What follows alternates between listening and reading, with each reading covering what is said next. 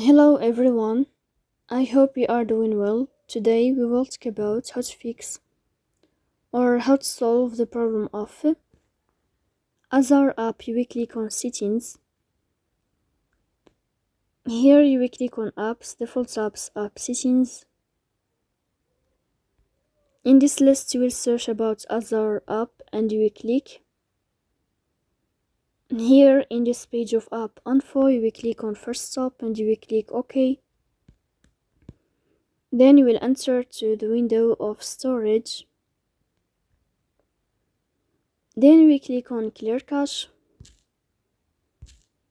In the end, you will turn off your phone and you will wait a moment to restart your phone again to fix that problem.